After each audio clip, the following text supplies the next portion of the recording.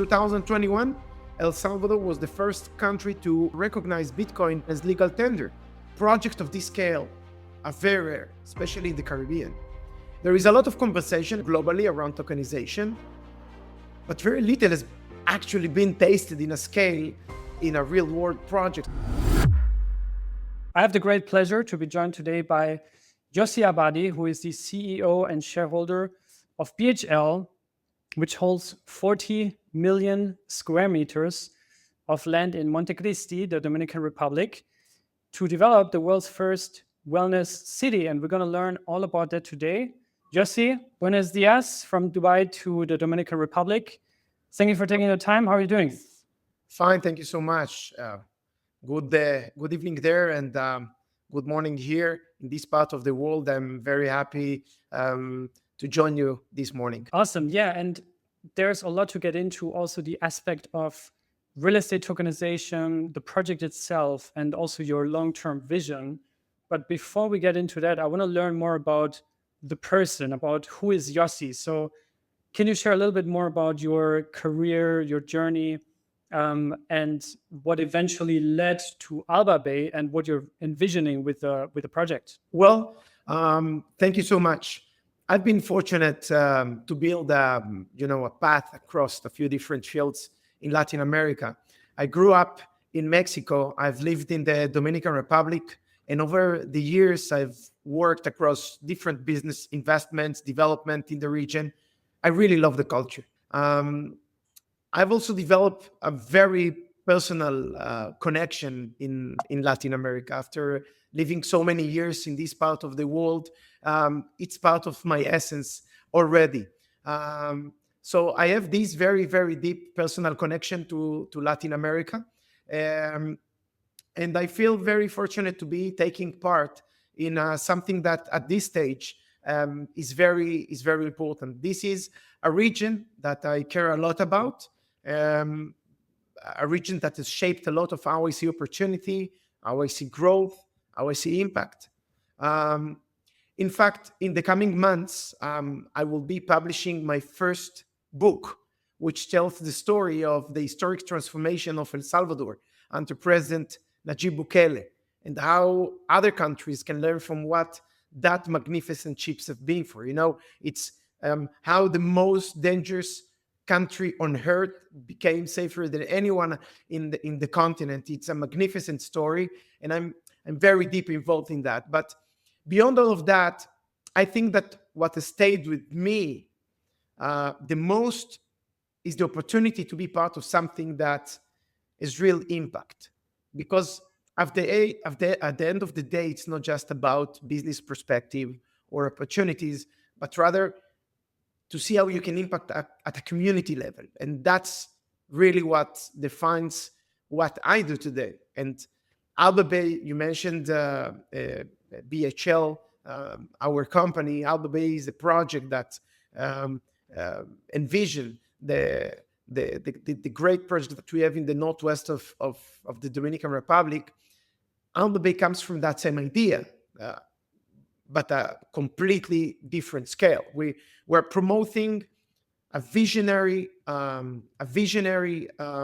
development, which today is located in one of the most important location in the tourism sector in the Dominican Republic.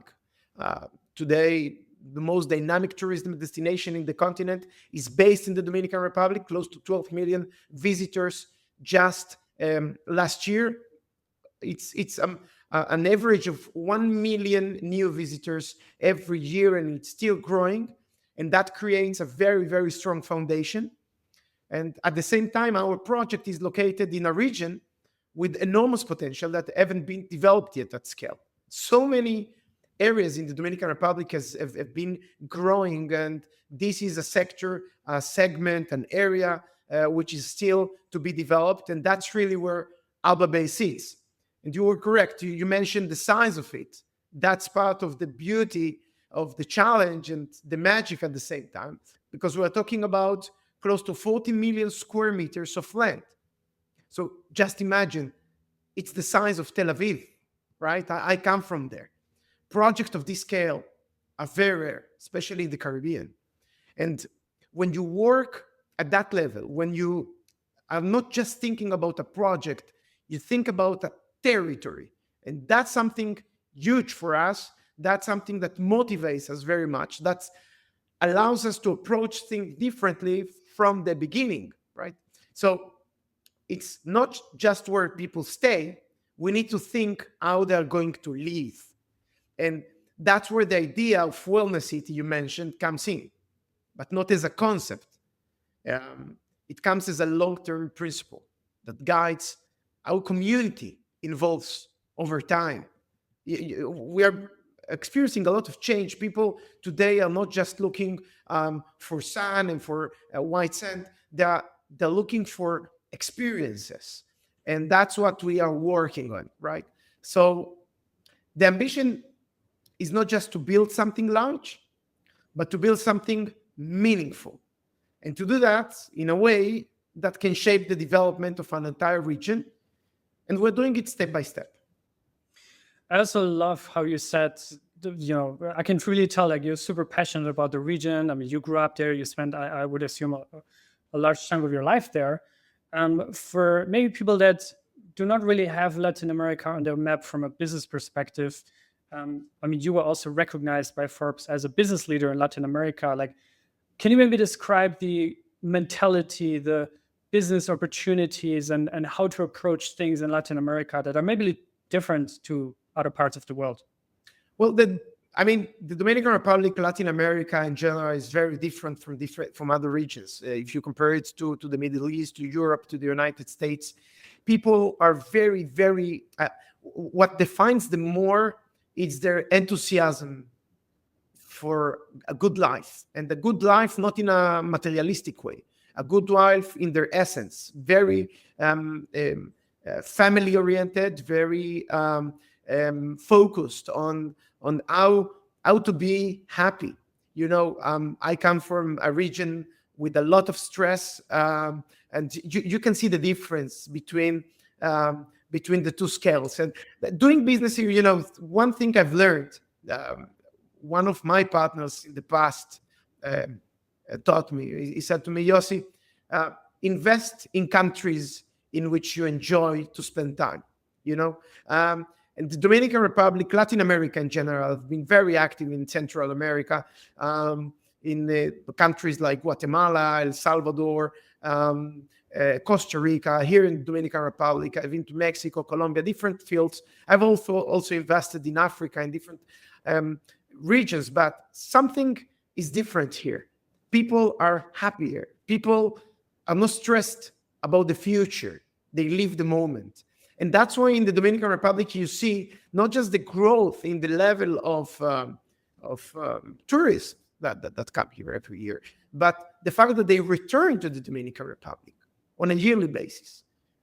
So I think that the Dominicans are the champions, the world champions in the number of tourists coming back to the destination, and they're coming because of the people. Yeah, it really resonates. I actually spent around a year in Medellin, Colombia, and I know exactly what you're describing, the warmth of the people. They have a very special social life and how they treat each other. Right? It's a very special area. And I also think that makes for a very interesting business opportunity. Now, you've mentioned El Salvador, and in 2021, you were also recognized or appointed as the honorary consul of the Republic of El Salvador. And in March of 2025, under President Bukele's leadership, you also were issued a special decree to the country's highest honor, the Order of the Libertador. Can you maybe talk specifically about El Salvador, which also in our industry, in the crypto industry, has a very high recognition? Can you maybe talk specifically about El Salvador as well? Just curious on your views. El Salvador, for me, is one of the most interesting phenomena of the new era. You're talking about a new government taking place in 2019, with an heritage of being the most dangerous country on earth. They had back then a rate of around 103, 105 murders per every 100,000 citizens. 5-6 years later, they took it from being the most dangerous country on earth with that high number of crime and murders to 1.3. It's safer than the United States, safer than Canada, safer than any other country in the continent. And what President Bukele did is really historic because it changed paradigm in the country. He made the institutions much more efficient. And 6 years later, after dealing with the COVID-19, after dealing with global crisis, after dealing with all this crime, is still by at least 94% of the population very, very popular. By the way, the polls are not internally done by the government, but we're talking about external polls. That's something really amazing. And all these years, because of my involvement with the government, I was appointed honorary consul and helped a lot to the country in different fields, especially in the education and a lot of social activities. And I was recognized, as you mentioned, by the president with the highest honor medal of liberty given to a foreign citizen. And that was, to be honest, the biggest honor in my life. And I was lucky enough to be able to take part to evidence the change that El Salvador has shifted. You mentioned the crypto industry. Well, 2021, El Salvador was the first country to recognize Bitcoin as legal tender. That for me was the most intelligent marketing act that the president has ever done.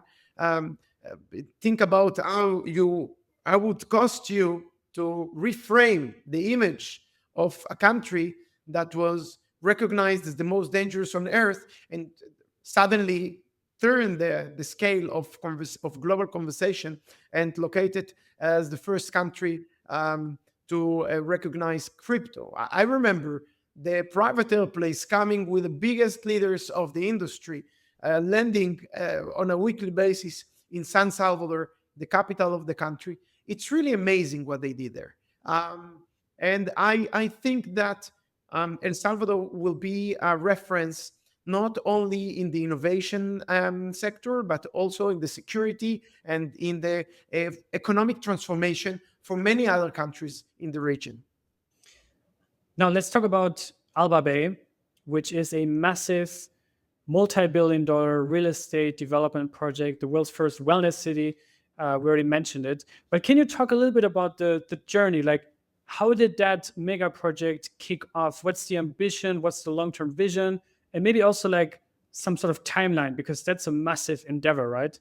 Look, it's a big project. When you talk about timelines, it's a bit challenging because right now we are in the process of structuring everything, right? So we have acquired the land, more than 100 different parcels purchased from private owners.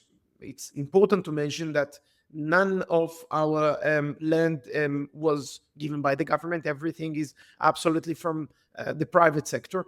And we are working, with a very, very professional and experienced team of experts to structure our vision. First, you need to start with a master plan there, then with a vision of what the components of each zone in the area will be. At the end of the day, we're talking about a very particular geographic location. We are going to be located when the international airport is going to be built at around 65 minutes flight away from the United States of America. That's a privileged location. We are located 25 minutes away from the nearest maritime port to the United States, just 24 hours shipping to the United States. So in terms of location, great. Now we have a very huge piece of greenfield just alongside a small city, Montecristi, with a lot of history, by the way. Christopher Columbus discovered New World. Going through Montecristi, you have there more than 450 synced boats from 500 years ago, ships. It's really amazing.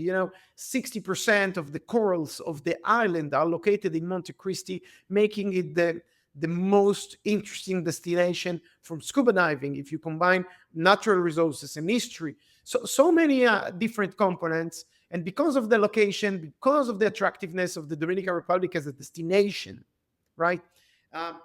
We feel very motivated in the potential of success of this story that we are leading right now. Now, we need to be very clear that it's a process.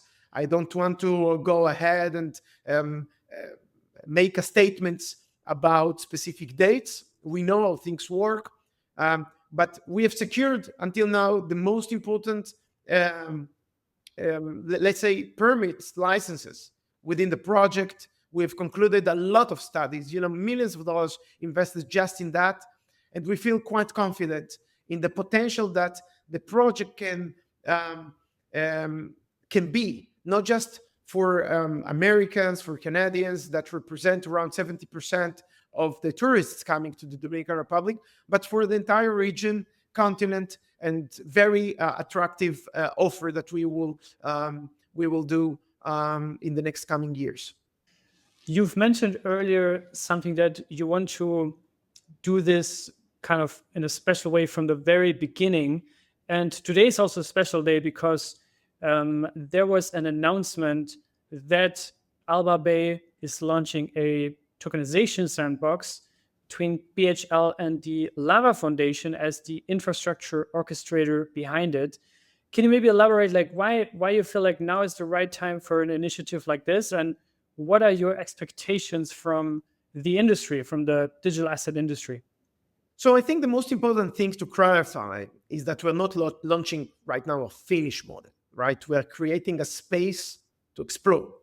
There is a lot of conversation, as you know, globally around tokenization, but very little has actually been tasted in a scale in a real world project. So instead of jumping into something prematurely, we felt it was more responsible to approach it through a sandbox, as you mentioned. So this allows different teams to propose solutions and to give us the ability to evaluate what actually works in practice. So the timing is not about hype. It's about being early enough to explore it properly without committing to something that still needs to prove itself. So at the same time, we do believe, you know that very well, that the way people access and participate in real asset will evolve over time. The question is not if, but how. And that's what we're trying to understand right now at this early stage. Yeah, and it's honestly refreshing in the crypto and digital asset industry because this is something tangible that obviously is now still in this early stage kind of experimentation. But eventually, this is exactly the use cases that this whole industry has been built upon, right? To enable fractionalized digital ownership all around the world, so that somebody who is in the Dominican Republic, in the US, or in South Korea, or in South Africa can have ownership in a piece of real estate, right? And especially from the very early kind of stages. So can you maybe talk a little bit about that, and also why you believe or why you think that digital ownership should be part of Alba Bay from the very beginning? So I wouldn't say we're including it from day one in a definitive way. It's more that when you're building something at this scale, you have to think ahead. So if there are tools that might improve transparency or potentially allow broader participation over time, it makes sense to at least explore them early. That's the point. Well, you still have flexibility. But the foundation of the project doesn't change. This is first a real asset development. That's what we have here in Alba Bay. It is simply something we're evaluating carefully alongside everything else. So if it works, it could become a meaningful layer in our project like this, a structure in the future. And I believe that that's right now the time in which we should start to explore those potential aspects. Exactly. And that is also the key line here, because a lot of startups and companies also in the crypto and digital asset industry talk about tokenizing securities, tokenizing real estate, but very few projects actually do it, right? There's, of course, on the one side, and you have a background in law, there's the legal challenges, but then there's also technical and infrastructure challenges. But what in your view are the biggest challenges that still need to be resolved in order to make real estate tokenization specifically a reality? So, first of all, I'm not sure. People can see these if we're just joining in a hype or taking it in a more serious way. I don't think it's a matter of trend. You know, in a project like this, you don't move based on trends. You move based on what creates real value. So for me, you know, it's very simple. Does this improve transparency? Does it expand access in a meaningful way? Does it make the system more efficient? That's the question at the end of the day. If it does, it's worth exploring. And if it doesn't, we move on. That's why we're taking a disciplined approach. We're not rushing into anything. That's why we're exploring through a sandbox this process. And the sandbox aims to bring together tokenization platforms, payment providers, DeFi protocols, but also blockchain networks themselves, and is selected in collaboration with the Lava Foundation as the infrastructure orchestrator behind this initiative. Two-sided question, but why do you think does it take an ecosystem to make real estate tokenization work? And what role specifically do you also see the Lava Foundation in that role? And maybe you can talk a little bit about the relationship with them. Yeah. So first of all, you ask about an ecosystem. You know, why is that? Because no single player can solve this alone. You have the asset, you have the legal structure, you have payments, you have infrastructure, and you have the end user. All of these are elements that are interconnected. So the idea of the sandbox is to bring those pieces together, you know, and see how they interact in a real world environment, not just in theory. That's very, very important, especially at this stage. And when you talk about Lava, I mean, for us, the key was to work with a partner that operates at an institutional level. You know, they provide the infrastructure layer, the reliability, the connectivity, which is important if this evolves. But at the end of the day, our focus remains on building the asset and the project itself. Technology should support the project, but not define this. And we are very, very clear about that, about our objectives and about our challenges in the next coming steps. Now let's talk about the future. And if we have this same conversation again 5 years from now, what do you think will surprise us most about the evolution of real estate ownership? So I think that technology will not surprise us. Okay. I think that we are very clear where the technology is going to. I think it will be on how ownership evolves, who can participate, how they participate, how the access to real assets become more flexible over time. We need to remember it will still be grounded in something real. That's very, very important. We're very conscious of that. Because at the end of the day, people they don't invest in systems or in technologies. They invest in tangible assets. And that balance between innovation, reality, is what will define what's coming next. That's the point in which we are focused right now. Yossi, muchas gracias por tu tiempo. Next time we can maybe do this in Spanish. But yeah, I really enjoyed the conversation. Thank you so much. Thank you so much. And you know, the way from Dubai to Dominican Republic, it's not short, but you're most welcome to visit us here and to experience the beauty of Latin America, the secrets of Central America, and the magical place of the Caribbean where Alba Bay is located. Thank you so much. I will be the first one to be there. I really appreciate that. Thank you. Fantastic. Thank you so much.